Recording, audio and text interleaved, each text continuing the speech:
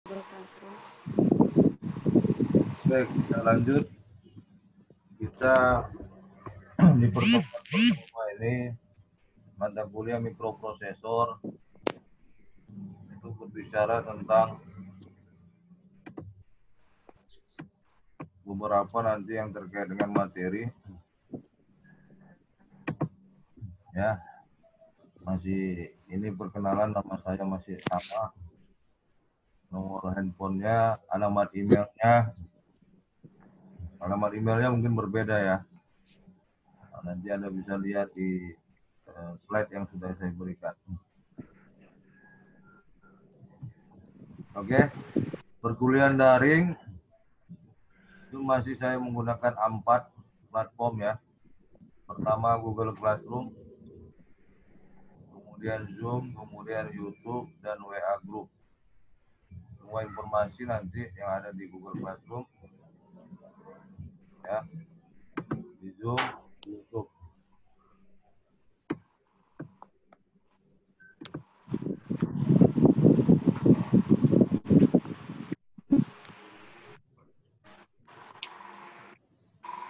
Oke, kemudian kontrak perkuliahan saya bagi 4. Yang pertama absensi, tugas, UTS, dan UAS. Mengenai absensi nanti setiap perkuliahan mahasiswa wajib online ya, mahasiswa wajib online di Google Form. Jadi tolong diisi setiap perkuliahan. Jika Anda ngambil mata kuliah apapun dia, Anda wajib mengisi ya absensi Google Form yang ada di sharing oleh Pak Imam Saputra, ya, Sekretaris Prodi TI. Jadi apapun mata kuliah Anda, ketika Anda kuliah, per waktunya Anda wajib mengisi Google Form. Ya, itu merupakan absensinya. Kemudian masalah tugas masih seperti biasa, online dan offline ya.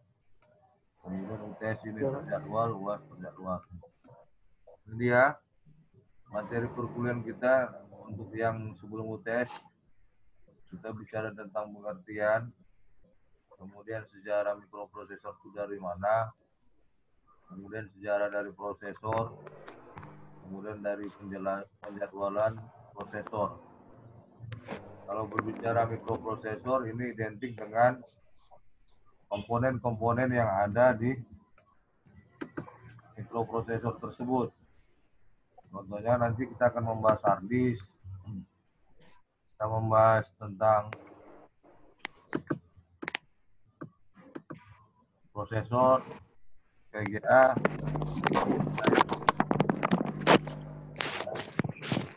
kemudian sejarah mikroprosesor ini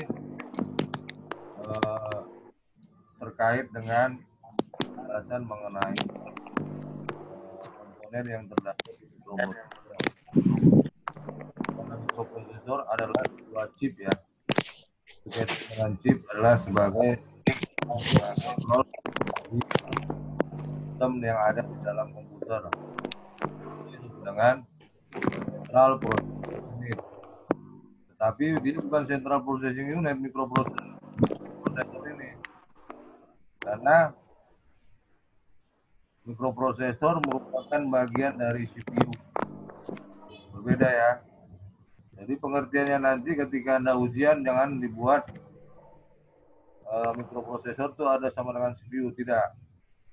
Tapi CPU merupakan nanti pembagiannya adalah mikroprosesor, prosesor, ya, VGA, memori, hard disk, dan lain-lain.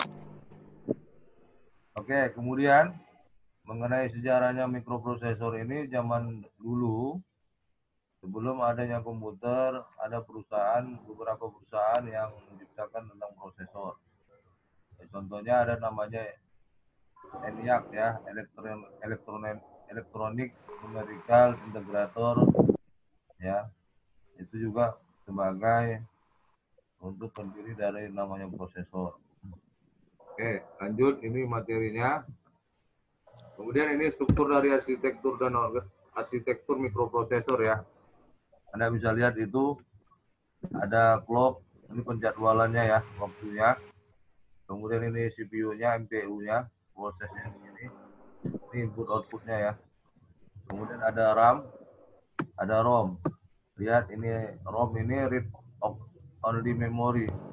Artinya dia bisa bekerja hanya membacanya saja, membaca data.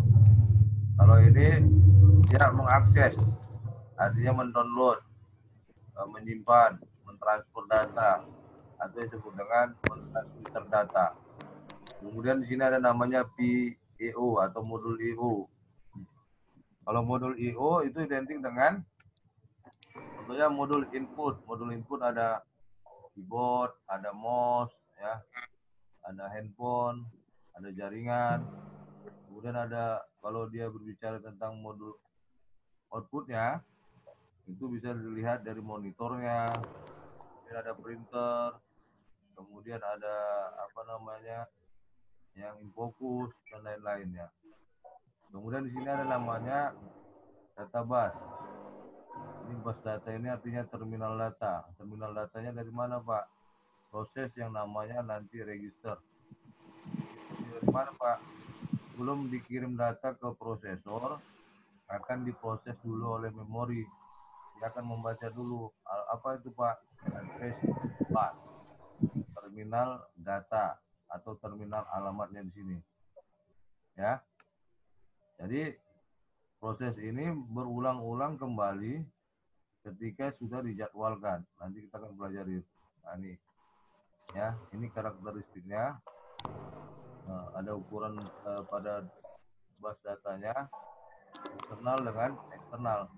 Kalau internal itu menyatakan jumlah bit ya, jumlah bit transfer. Kalau berbicara bit itu berbicara sistem operasi ya. Nanti akan saya jelaskan sistem operasinya. Kemudian ukuran bus data eksternal. Nah, ini ya, namanya mentransfer ya, mikroprosesor di luar komponen mikroprosesor. Apa itu, Pak? Contohnya di luar mikroprosesor apa? Printer, kemudian desktop atau layar, kemudian infocus dan lain-lainnya. Dan ukuran alamat memori ini sangat pengaruh untuk penyimpanan atau meregistrasi data atau meregistrasi alamatnya. Ya. Kemudian ada kecepatan clock. Kalau kecepatan ini proses untuk mentransfer dan mengirim data. Misalnya bagaimana kita mengakses data atau mendownload data, mendownload software. Kemudian bagaimana kita mengirim data dari komputer. Nanti ada perhitungannya. Oke. Ini tadi penjadwalannya. Lanjut ke ini dia. Yang saya bilang tadi bicara tentang bit ya, bukan byte. BIT, bukan BYTE. Dua kata ini sangat hampir mirip ya, tapi tulisannya berbeda. Penyebutnya juga ini bit, yang satu lagi byte. Ya, mikroprosesor ini dibagi dalam 64 ya. 4, 8, 16, 32, 64. Ini dari mana, Pak? Kita bisa lihat dari sini, Pak. Ya. Contohnya ini. Saya screen dulu.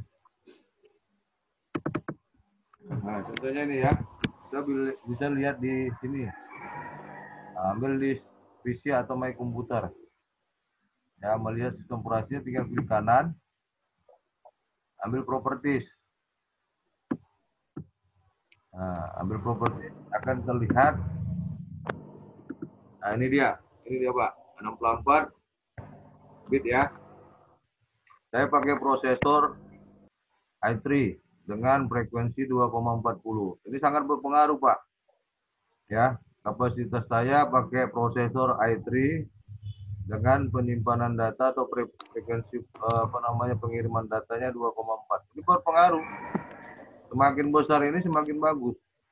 Ketika kita ingin mengirim data dan mentransfer data atau seperti menerima data pun juga. Kalau ini kecil, sama kalau di handphone kita, kapasitas misalnya 2 giga atau 4 giga handphone kita ya kan. Tapi ini ya frekuensinya rendah. Artinya proses untuk pengiriman data atau menerima datanya itu lama. Jadi kalau di laptop Anda lihat sendiri.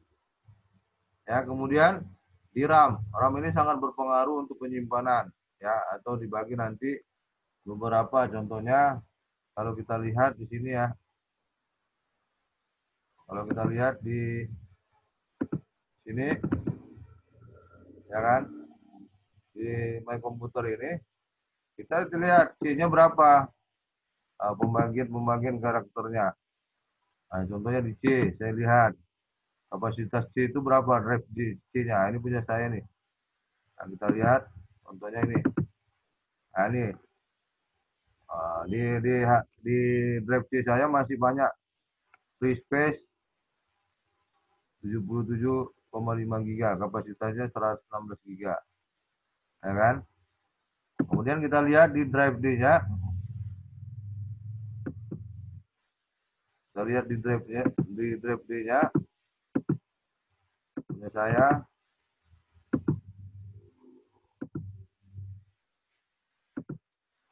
Ini kita lihat di drive D-nya.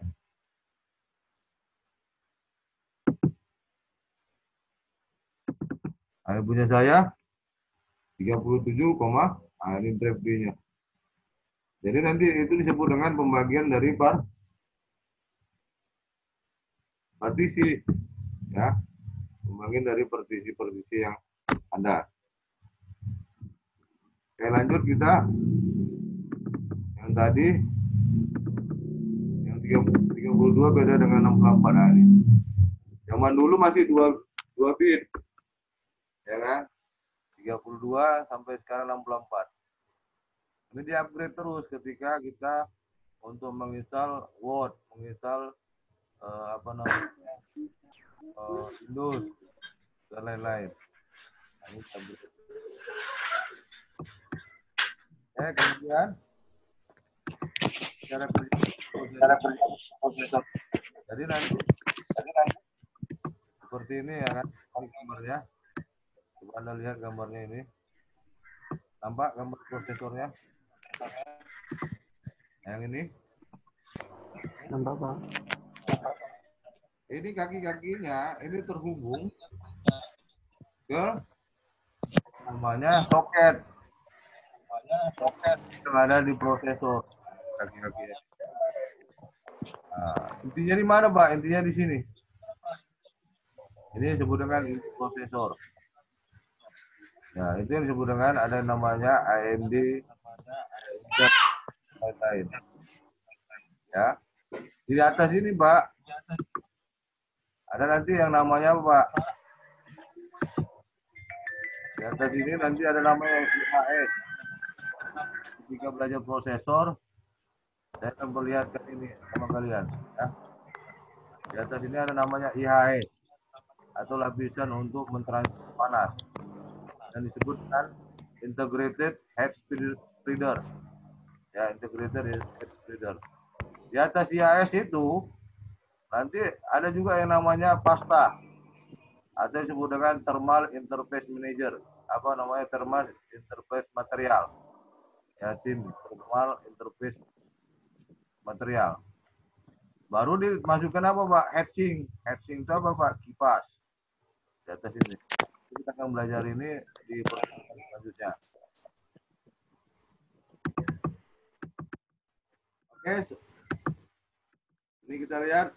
Jadi ada internal dengan ya, internal software ini banyak untuk penginstalan dari komputer kita itu banyak.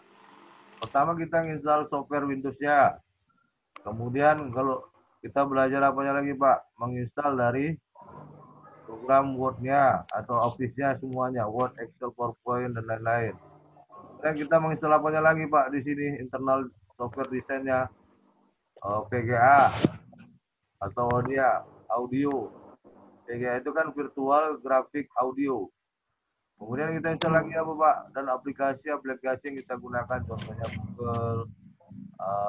Google Chrome, Mozilla, Internet Explorer dan lain-lain. Program-programnya VB, Visual Basic, Python, Linux dan lain-lain ya. Nah, kemudian di sini terbagi dalam instruksi-instruksinya seperti yang kita belajar di arsitektur. Ada instruksi O, ada E, ada CAL. Itu berbicara tentang bahasa assembly. Bahasa assembly-nya itu apa, Pak? Bahasa mesin. Yang dikonvers kemana, Pak? Yang tadi satuan bit ini, Pak. Nah, ini dari mana bahasa bit ini, Pak? Diterjemahkan dengan bahasa assembly. Itu yang namanya pakai bilangan desimal, bilangan biner, bilangan heksa, bilangan okta. Nah, di penjelasan yang seperti ini contohnya ada namanya floating point. Jadi nggak hanya 4 saja bilangan itu. Karena komputer hanya membaca bilangan-bilangan bersifat angka. Secara high kan low. High nilainya low nilainya oh.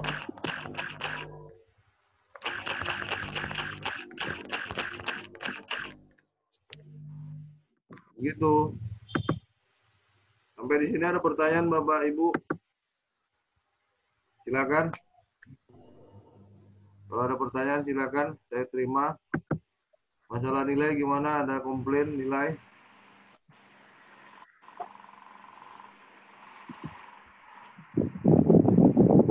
Cantik-cantiknya nilainya, Pak. Cantik kan?